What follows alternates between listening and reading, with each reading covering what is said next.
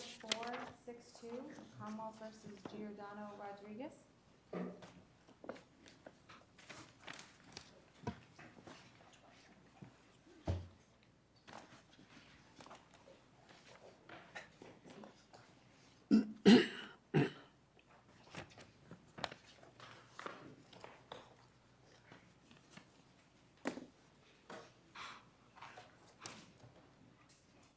Yes, counsel, good morning. Good morning, Your Honors. May it please the Court, Claudia Bolgan for Giordano Rodriguez. I'd like to start by addressing Justice Spina's and this panel's concern about the lack of affidavits in my case as well as the other cases that are in front of you on Rule 30 motions. In my case, Andy Dukin was the primary chemist, and in my case, trial counsel represented to the district court that there was no way that he would have advised my client to take a plea if he had known what was afoot at this lab. With respect to the fact that there is no affidavit in this case, I would like to point this court to Commonwealth versus Cologne. In that case, this court recognized that a self-serving affidavit, which would certainly be the case if a defendant were to say years after the fact, oh, I would never have entered this plea had I known, could be rejected by the motion judge and excuse the defendant in that case from filing such a self-serving affidavit. I would also like to point the court to the Ferrara case. The Ferrara case was a First Circuit case where there was no affidavit. Federal procedural rules, number one, and number two, Mr. Ferrara had denied throughout that he had actually done this, and the judge accepted the plea in any event based on the evidence the government put forth, which ended up to be false, essentially. And what I would respond to that is the Fisher case. Indeed, same federal procedural issue, but in the Fisher case, there was no question of innocence. The Fisher case was a situation where there was really no question that the gentleman was a felon with guns and drugs. But in that case, there was no affidavit either, and the Fourth Circuit relied instead on counsel's representation that there was, again, no way he would have advised his client. And you think that's sufficient, even though the defendant in this case got a substantial deal, let us say? School zone cases were dismissed. Possession with intent to distribute, Class A, was reduced to simple possession. You're saying that just because counsel would have said, I think we could really do damage on the chemist here, that your client would not have taken the deal? Yes. And he doesn't have to say that? Correct.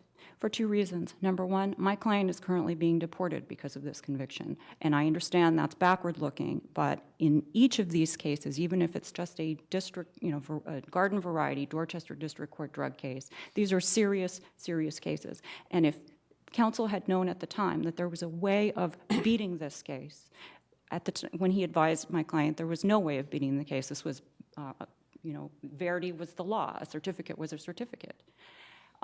So there's no question in this case of not having adequate information about the immigration consequences. We don't have that added Unfortunately, that is not part of this proceeding. But I would say that getting back to the Fisher case, in that case, there was no question of guilt or innocence, but yet still the Fourth Circuit did not demand an affidavit and essentially took counsel at his word. Wasn't the misconduct in Fisher in that case? It was. And I'd like to get to that, too, because a better way of analyzing these Annie Dukin cases, which the Commonwealth has conceded is at least 12,000 cases, which CPCS in its amicus brief actually estimates closer to 30,000 cases. A better way of looking at whether misconduct occurred in any actual case is doing what the West Virginia court did. Judge Botsford referenced that case. In West Virginia, there was a chemist who had a pattern of systemic malfeasance. It was intentional. It was not that this gentleman was a bad chemist. He just actually meant to do these bad things. There were only 133 cases in West Virginia, but yet still, the West Virginia court decided to presume that any work this rogue chemist did was unreliable. So that's the first assumption that this court should make in dealing with these thousands and perhaps tens of thousands of cases. Now, can I just interrupt you there? The prosecutor in one of the earlier arguments talked about the fact that really the universe is more limited than that because the cases that went through twice are the ones that suggest mishandling and not otherwise. I would dispute that. In my case, I have Annie Dukin as a primary chemist. It's clear she had custody of the drugs the whole time. She admitted to putting 25 separate case samples on her desktop at the same time. That in itself should give the court pause, even if she didn't mean to contaminate every one of those 25 samples at a time. There's 25 samples of drugs sitting together open on her bench. There is absolutely no way of the defendant or the Inspector General or anyone coming back now and saying, oh, well, we can retest these drugs that she had as primary chemist, because we have absolutely no way of knowing whether those drugs were cross-contaminated either intentionally or unintentionally at this point in time. So focus on retesting, I would say, is a completely false path that this court can go on. Another reason why a presumption of unreliability should be the first step that this court takes in dealing with these thousands and perhaps tens of thousands of cases that are going to be clogging up our system for the next 10, maybe longer years, unless this court takes some bold steps to some leadership in dealing with these situations. Well, what should we do? I suggest, and CPCS also suggests in its amicus brief, that first this court presume the unreliability of all Annie Dukin work either as primary or as secondary chemist. This court should vacate the convictions of those defendants whose cases had a drug certificate showing Annie Dukin as primary or secondary cases. Chemist. Wait just one moment, please. Could you cut that telephone off, please?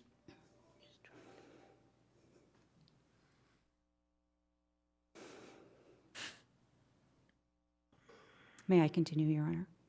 Yes, ma'am, please. So the first step, to presume the unreliability of Annie Dukin's work as primary or secondary chemist, certainly at a minimum primary. The second step, to vacate the convictions of at least those defendants who are before you today. And I would suggest also defendants who have filed motions for new trial that are currently pending, which are all, I understand, sort of stopped waiting for this court's decision on the matter. And then the next question is, well, instead of waiting for defendants to self-select, whether we as a court should vacate all the convictions that Annie Dukin participated in either as primary or secondary chemist. So that takes care of case-by-case determination. CPCS suggests we dismiss them all. I'm sorry? CPCS suggests we dismiss them all, not just vacate the That's convictions. one of their suggestions. The other suggestion is that the Commonwealth be allowed to re-prosecute these cases, vacating the convictions, putting all these defendants pre-trial, and then figuring out whether this court needs to, at that point, have some guidance around how these cases are going to be resolved. The suggestion that CPCS makes, and essentially that I make in my brief, is yes, the Commonwealth can re-prosecute those cases that it can show beyond a reasonable doubt that Annie didn't taint the drugs. And if they can't show that, then they have to show that these were drugs through other means, and if they can't do that, then they really shouldn't be allowed to re-prosecute these cases, because now we're back to a case-by-case determination of at least 12,000 and possibly 30,000 cases, which our court system, frankly, cannot handle. Now, your sister said we need to be careful with that, because, and your case is a good example, put aside the deportation. If your case were to get dismissed, they could re-prosecute him for the charges for which he was initially charged, and he'd be getting school zone time.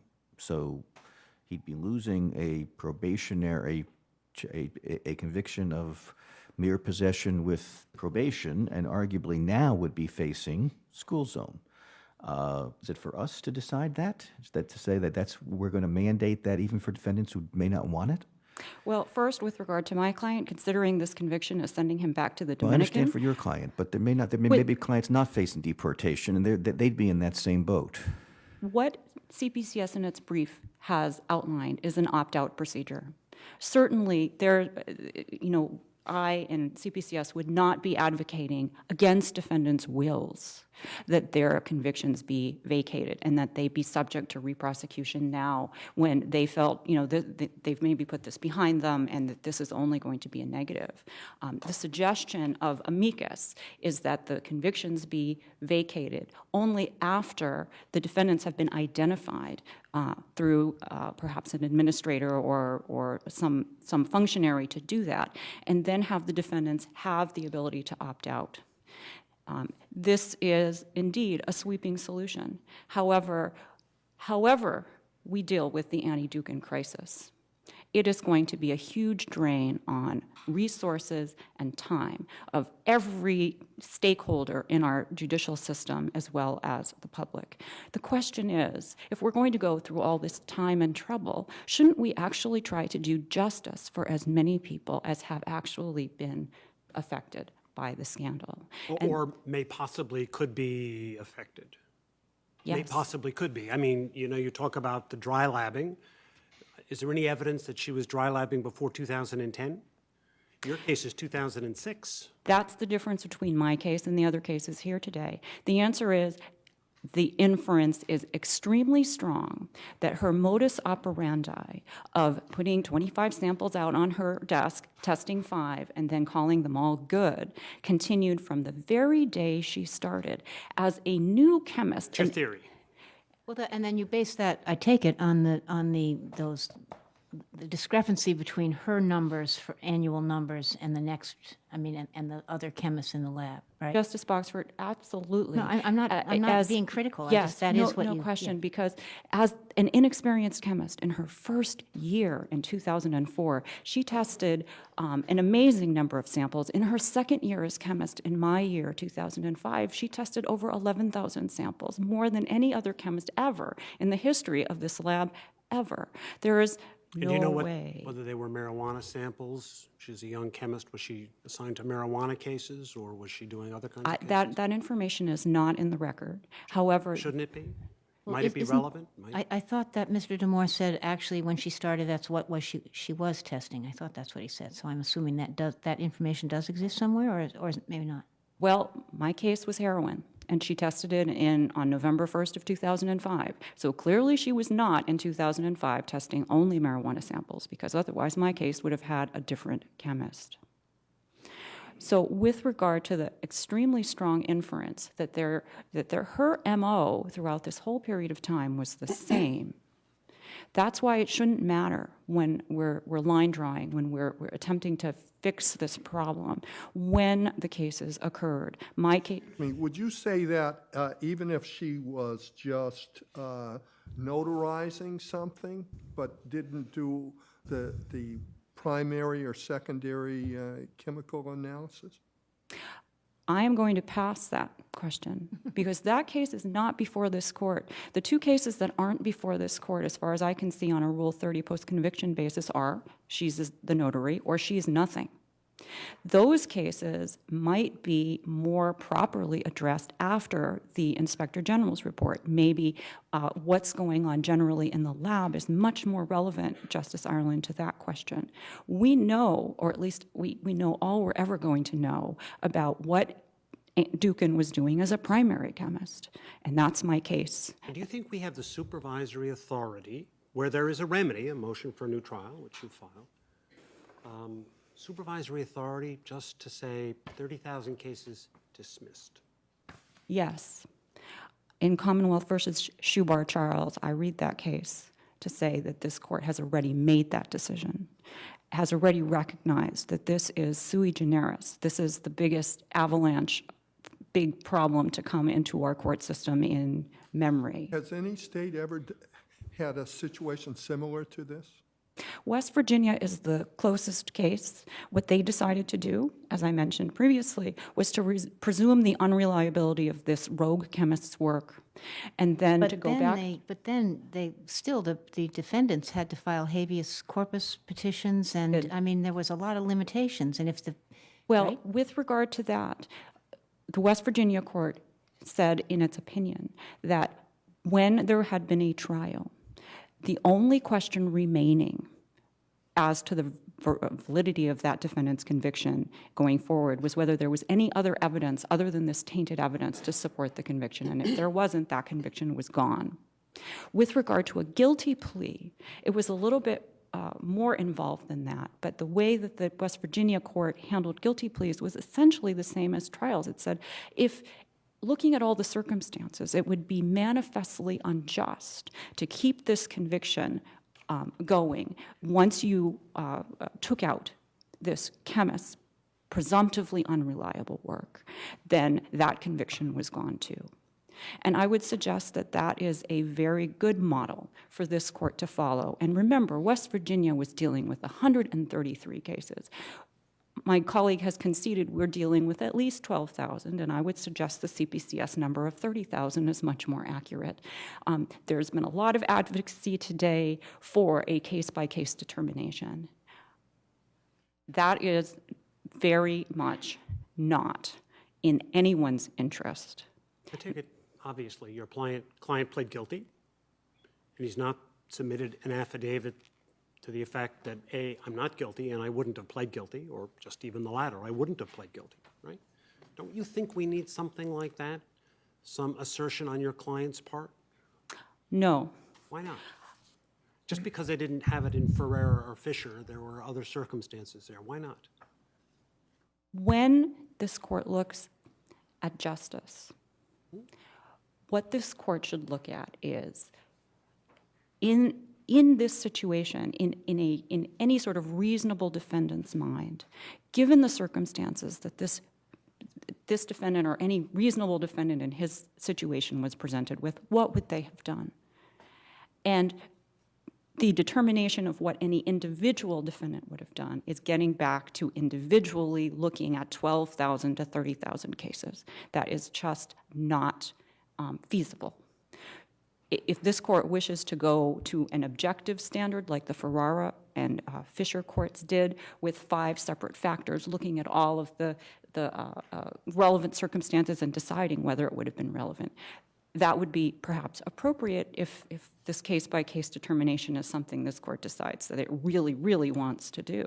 But requiring a self-serving affidavit as a formality, I would submit, is not justice.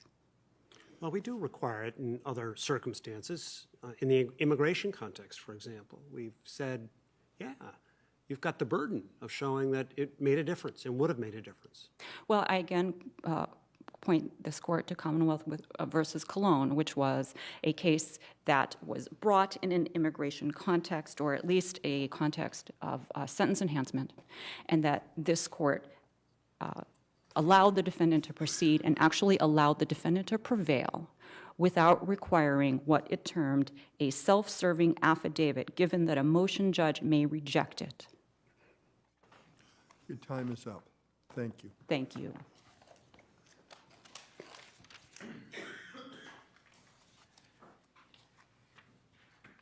And good morning again, Your Honors. May it please the Court, Vincent Demore on behalf of the Commonwealth for the final time this morning. I'm happy to answer any questions the Court may have with respect to any of the other issues. I'm not sure if there are any other questions, and that's... Well, it's the same question, only now you need to answer it. Sure. Judge has no reasons, just denied the motion. Mm-hmm. What do we make of that? Isn't that a problem? It's not ideal, certainly. I know there was some suggestion earlier that it's impossible for the judges to make findings of fact on rulings of law in all their cases, and I'm not sure I totally agree with that impossibility. Ideally, you'd have those in every case. We don't have that here, but we do know. If we took this, let's pretend this is a totally different case. Let's pretend it's a Padilla case for a moment, for instance, in the immigration context. And if we had a motion which was simply labeled denied, that tells us that the court, that the defendant did not, essentially didn't prove up his case sufficient to make that burden of production to earn himself an evidentiary hearing. But He made no substantial we might showing. remand it for findings, no? You may. I think it would depend on what the affidavits say and the like. For instance, if there was no affidavit from the defendant at all, then it would be impossible for any judge to say that the defendant has raised a substantial claim, and that should be denied. And while it's I know we've talked about a lot here in terms of what I'm asking the court to do on these cases, because there is no affidavit, because there's been no substantial showing. I'm asking not for a remand for an evidentiary hearing, although I would take it as a secondary option. I am asking that a new order enter denying those motions where the motions were allowed, absent any of that factual showing whatsoever in the form of affidavit or pleading below. Well, what do you say about counsel's affidavit? Had he known what he knows now about Dukin? That he would not have advised his client to plead Yeah. guilty? He's not the client. It's the defendant's choice to plead guilty. And it's very easy for counsel to say, I wouldn't have advised my client. There are plenty of defendants who plead guilty against the advice of counsel. And there's a number of cases that have all been cited here ad nauseum today about the reasons why people plea. Some people plea because they're getting a good deal. Some people plea because they have a guilty conscience and they want to move forward with their lives. Some people plea because they think the evidence is overwhelming against them. And it's the materiality Some question. people plead because they want to minimize the risk of going to jail for a really, really, really long time. Precisely, they're getting a good deal. Well, you could look at it as a good deal, or you could look at it as, they don't really feel that they have any alternative. Sure. Well, the fact that they don't have an alternative, the courts rejected that notion in Barrios, I believe, that this notion that the defendant felt he had no choice but to plea wasn't found to be sufficient grounds to negate voluntariness with regard to the benefit he was receiving.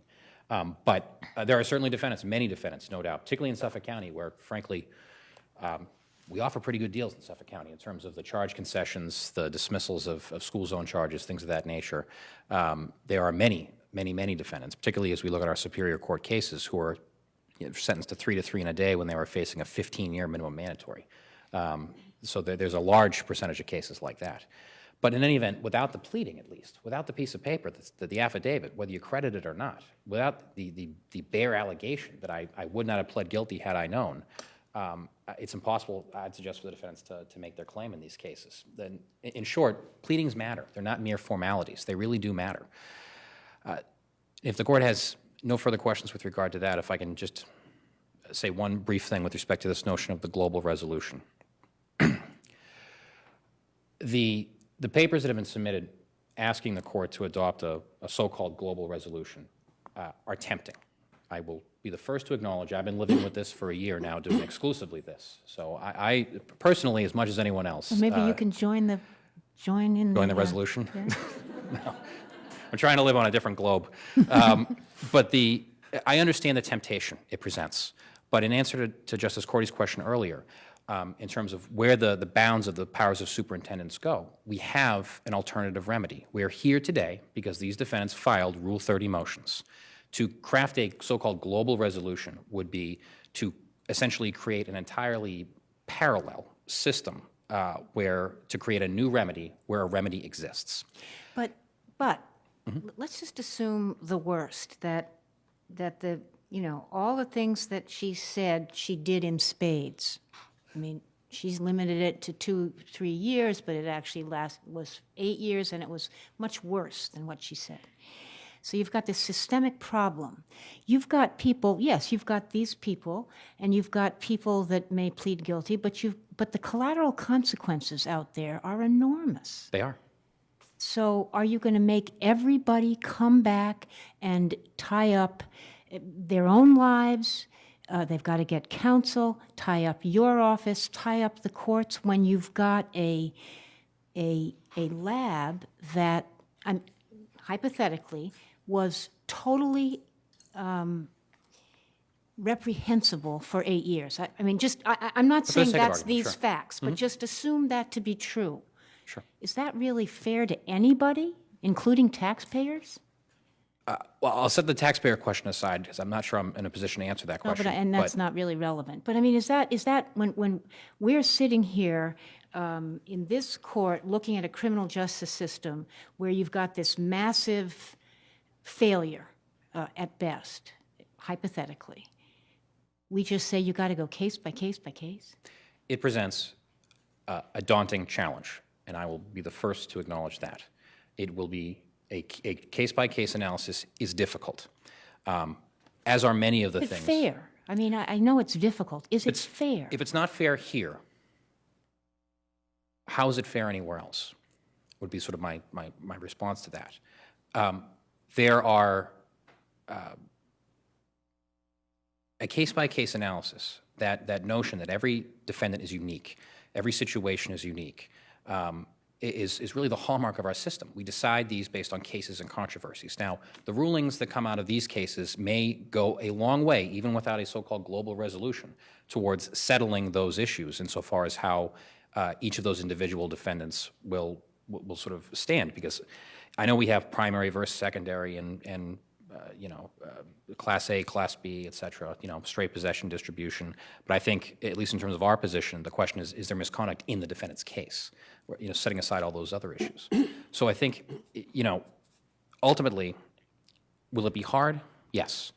But we also probably have 15,000 trespass and shoplifting cases every single year that, not that I want to speak ill of our general laws, probably don't add a lot of value in terms of their law enforcement potential, yet we do those cases. Because, We do them, but we are not assuming that the police who arrested them in every case is somehow tainted with, I'm just using this word, corruption. We're not. True. But it's not a question of what presumptions back up the decision to do things in a global sense or not. It's a question of the difficulty. I have only heard, in terms of the notions here, is that it's difficult to do, it's time-consuming to do, it's expensive to do. That is true about a great number of things that we do. But merely because something is difficult does not necessarily mean that it is impossible. I think we conflate those two things. But don't you think that this case involves something about the integrity of the entire system that goes well beyond, difficult and, not difficult? Something that, talks to evidence that courts and prosecutors and everyone else relied upon as being sound, and we find reason to think was not. I think it's for that reason that all of us who are involved in the practice of law or in law enforcement at all have a low comfort level with everything that went on and is going on with respect to these cases. And I think that is why, for instance, there was the rush to the courthouse to get everyone released, because it is has serious implications for how the system is viewed and the credibility of the system. But I will say this, is that for 350 or 400 years, we've done things a certain way here in the Commonwealth with respect to obeying our procedures and our practices and moving cases through, regardless of how extraordinary they may appear, moving them through the ordinary process. The ordinary process, as we've developed over these centuries, has been sufficient to deal with even the most, quote-unquote, extraordinary cases. And while I'll acknowledge that the quantity of cases here is an extraordinary quantity of cases, the cases themselves are not difficult cases. They are not complicated cases. They're fairly straightforward cases. And while the quantity may be large, I think there is a greater risk to the integrity, so to speak, of the system of abandoning our rules to accommodate the situation than there is by simply applying our rules to the situation. I think there's always a risk when we're faced with an extraordinary circumstance by abandoning all the precepts and rules that we operate by to accommodate the situation. Situations will change. There will be, unfortunately, but 15, 20 years from now, there will be something else that will come down the line. And if we again abandon the system in order to accommodate this new situation, then we have no system at all. When you speak But of the you're system, not suggesting that we've ever faced this kind of extraordinary circumstance before, nor have I heard a suggestion that we're going to abandon the system, but rather that we're going to call on the justice system to look at itself to see how, within the bounds of justice and fairness for all concerned, we can reframe what the procedures are that would address the extraordinary circumstances that I don't think you've said have ever existed before.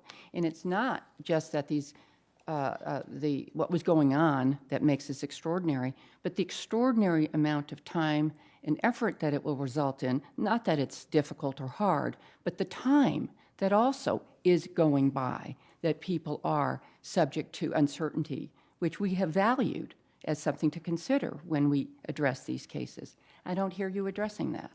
Well, I think... Although you're doing a really great job. Thank you. I think built into the court's question was the phrase, and I apologize, I'm probably going to mangle this, but this notion of adjusting our procedures. to deal with the situation. And that's what I mean when I say abandon the system. I mean fundamentally abandon Rule 30 by creating this blanket solution. For instance, and we can look at the case of and I'm not suggesting this happened, but a courtroom closure, which was all the rave 3 years ago, right, before any of the Annie Duke and stuff occurred. And there was, when we look at... Not over. I know. But it's a systemic problem, right, which spreads statewide, maybe more so in some counties than other. Not in the West. I'm sorry? Not in Western Mass. Not in Western They're Mass. too good. But why don't we do that for those cases too? There's lots of them. Just to be clear, when you say "we," I assume you're referring to the use of our superintendent's power. I'm sorry, I'm applying the royal we to you. I apologize. But I mean, Yes.